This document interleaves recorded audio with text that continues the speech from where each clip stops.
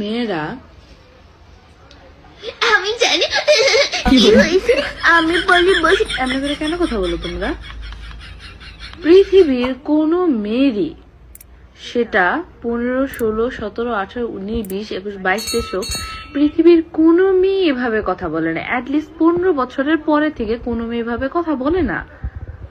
হ্যাঁ ঠিক আছে, কিছু কিছু মেয়েদের থাকে যে একটু সফট ভয়েস, ভারী কণ্ঠ, কিছুদের ফাটা ভয়েস, যেমন আমার ফাটা একটা ভয়েস আমার।